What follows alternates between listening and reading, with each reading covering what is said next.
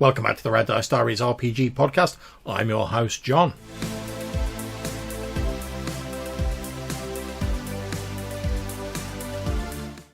Okay, so as I was putting together today's podcast episode, and I normally try and record about a week ahead, just so I've got a bit of a sort of buffer in case, God forbid, I'm ill or I can't record for whatever reason. But as I was sat down and recording this, I was thinking a little bit about how pristine, relatively speaking, dungeons seem to be whenever you go into them in a D&D game. Now, obviously, your mileage for this will depend on how much you use dungeons in your game, but it broadly applies to other settings as well. Now, you might say, oh, well, that's not true, John. I mean, there's plenty of ruins and old abandoned mines and stuff like that. And yeah, there is. But by and large, whenever you tend to go into a dungeon, aside from some artfully arranged stones, or maybe the odd crumbling pillar, or the old ancient sarcophagus, or slightly crumbling shrine, the actual dungeon itself is relatively clutter-free and pretty clean. In fact, a number of monsters were even designed purely to sort of explain away why there's not dead animals and rubbish and detritus lying around everywhere. You only have to look at a few of the slimes and your gelatinous cubes and stuff like that to see that they're effectively monstrous janitors of dungeons who slop their way around, absorbing and digesting anything in their way. And that's great as a sort of funny, tongue-in-cheek, stopgap measure if someone's like, oh, well, I couldn't see any tracks of animals that they'd killed or carcasses or anything in this ogre. Now we've got into gelatinous cube. There we go. That's it. That's done. And that's a perfectly serviceable solution if you want to use that, as is just having a big pit that your monsters, your ogres, your trolls, whatever, throw all of their waste into. I mean, hell, if you look back in history, that's pretty much been the sort of de facto method of humans getting rid of their waste, and we still sort of do that today with rubbish tips and whatnot. But I also think we're potentially missing an opportunity to really sort of sell the idea of an inhabited dungeon by describing, obviously in only as much detail as you're comfortable, the actual filth that would accumulate in such a dungeon lair. So let's say you're going to do this. How would you go about it? Well, the first thing to do is look at your dungeon and its reason for existing. This should help you determine whether the dungeon is going to be in regular use or whether it's been sealed off and is never meant to be entered again. So some sort of ancient tomb or barrow or something like that. Because whether it's being used or not will determine the sort of clutter and the rubbish you will find lying around. So let's look at each of these in turn. So first of all, the dungeon that is designed never to be entered again. Well, first of all, it makes more sense that there will be lots of death traps and stuff like that in such a dungeon, because there's not going to be the risk of people setting them off every time they're wandering through the corridors. The creators intended that this should never be entered again, so they could fill it full of traps and all manner of stuff like that, and they needn't have to worry that one of their servants or whatever is going to mistakenly trip the poison dart trap or the deadfall or whatever.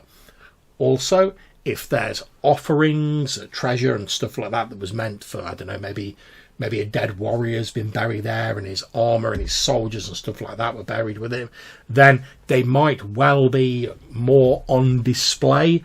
There's reports of various pyramids in Egypt where various items have been relocated across the course of history by the sort of pyramid builders and their descendants, and they were pretty much just lined up in the narrow corridors of the pyramid because no one was really supposed to be going in there. So if they had to move stuff, they genuinely moved stuff as little as they needed to get the job done.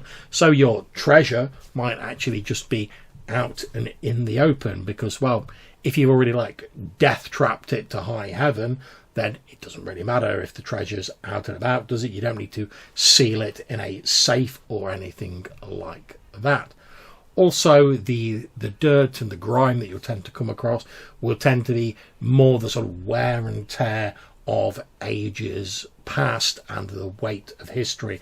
It won't be the sort of muck that's trodden in by people coming and going. There may, for instance, be a thick layer of dust, or there may be cobwebs everywhere, you know, because like small spiders and arachnids have managed to get in and weave their webs relatively undisturbed, so they could be absolute blankets of webbing everywhere.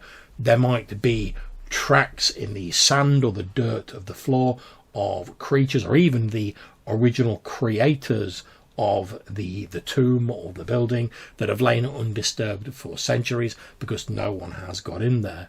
You also need to give a thought as to whether anyone else has tried to enter the tomb or the building or whatever over the years, and how successful they were in their attempts. I mean, we'd hope they weren't too successful, because it's going to be a bit anticlimactic if the players struggle through this death trap dungeon and eventually find that it's already been cleaned out by some other adventurers 50 years prior. However, finding the bodies of some unfortunate tomb robbers who ran afoul of the tomb's defences when they tried to penetrate it could give them some useful clues if they're observant, and it also gives them the opportunity to potentially pick up some sort of adventurous loot that maybe they forgot. So, you know, if they needed some extra torches or whatever, maybe the adventurers or the tomb robbers who died previously have a backpack on with some of the things that an adventurer might need in it.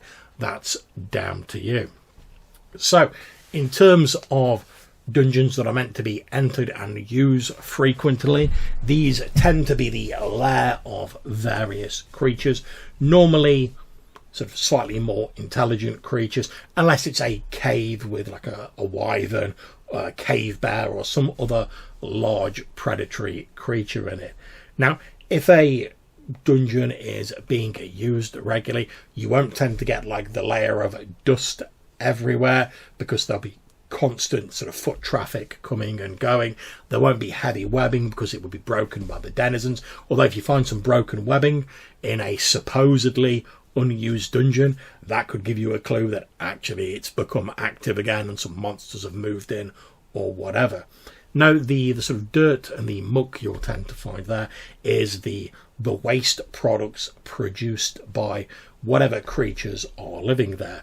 Now, all living creatures have certain basic needs, and this can vary a bit in a fantasy game, but by and large creatures are looking for a roof over their head, some food, some water, and a means of coming and going from their home or their lair. So first of all, obviously the roof over the head, that's the dungeon, that's absolutely fine. A means of coming or going. If it's an intelligent creature, they might try and create multiple entrances and exits from their lair. Perhaps some might be concealed, so if they get attacked in there, particularly if they've got sort of families and stuff like that, they might have these hidden or concealed exits. So if they do get raided by a murder hobo party of adventurers, they might sort of send the children, the non-combatants, etc., out of these emergency exits with a couple of guards to get them to safety, while the warriors remain behind to deal with the player characters. Or they might all evacuate, taking with them whatever they can grab hold of, planning to return later when the heat has died down. It will depend on the morale and the thought processes of the inhabitants. So we come to food. Now, pretty much all living creatures, certainly in the real world, need food of some kind. Now, obviously, if you're talking about sort of unliving sentinels or golems or stuff like that, they don't. But for the sake of this episode, we'll assume that your monster in your lair needs to eat. So, how do they eat? Do they hunt? In which case there may be signs of where they've dragged animals they've hunted back in. So, you know, like drag marks in the soil or whatever. If they're humanoid, to attempt to preserve meat, maybe against a winter, there might be a cooler cave or chamber where they hang this meat. Maybe they salt it if they have access to salt, or maybe they just store it in the coolness of this particular chamber, hoping that it will last longer. So effectively you could come across their larder, and seeing what they eat might give you some clues as to the capability of the creatures. And if they eat sentient creatures, you might even find a captive or two in there who, if revived and still alive, could perhaps give you some further information and help your PCs progress in the dungeon.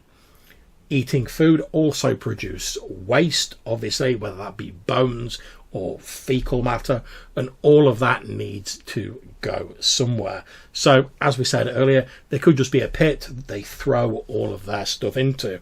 Now, that could either be an unpleasant trap. I mean, let's face it, no one likes falling in a hole of orc shit. But it could also potentially be a valuable source of information if you're willing to snap on those marigolds and delve through the foulness to find whatever's in there. And if they eat sort of sentient creatures, there may be coins, gems, small undigestible things that have survived the passage through their digestive system and now rest in this silage pit, for want of a better term. So you may find some treasure in there, although I'd advise giving it a quick brush off before you put it in your backpack. When talking about potentially sentient creatures as well, we also have to consider that most creatures that are sentient will desire some level of comfort. Now, that could range from fine silk bedspreads, although that seems a bit unlikely in a dungeon, but you never know, the ogres who live there might have robbed a merchant's caravan and they've gone, oh yeah, these blankets are nice and comfortable, we'll take them, all the way down to just the skins of the animals they've hunted that they've used for crude bedspreads. Now, most sort of sentient creatures would, if they had the option, probably stash some additional methods of comfort, you know, like extra blankets, extra stuff like that for when the weather gets really cold, or, you know, things wear out over the course of time, so they'll need replacing. And having a stash of such things never hurts. It saves you having to go out and go, I've got to hunt something, otherwise I've not got a skin to sleep on, if you've got some in your storage room. And the heroes could come across such a storage chamber. And again, delving through these creature comforts could not only give them an idea about the creatures they're facing, their level of sentience and the needs that they seek to fulfill, but it could also tell you what they've been preying on. In the example of the ogres I used earlier, they find all this fanciful stuff in there that is obviously at odds with all the crude sort of ogreish stuff they've found around. They may reach the conclusion that these ogres are preying on the nearby trade route, and that could give them additional information to reorganise their plan. And maybe they try and set up a counter ambush on the trade route, so the next time the ogres attack a merchant's caravan, the PCs are there waiting for them. So there's just a few ideas in how thinking about the rubbish and detritus that you would find in your dungeons could potentially add an extra layer of detail to them. It also gives you some cool extra places to stash treasure rather than just having it in a big old wooden chest. Hopefully that's given you some ideas. If you'd like to get in touch with us, maybe tell us about how you use rubbish and how you distribute treasure in your own games, or just to chat about previous episodes or anything to do with tabletop RPGs, then you can get in touch with us a couple of ways. You can leave a voicemail message using SpeakPipe or Anchor, or you can send us an email to rddrpgpodcast@gmail.com.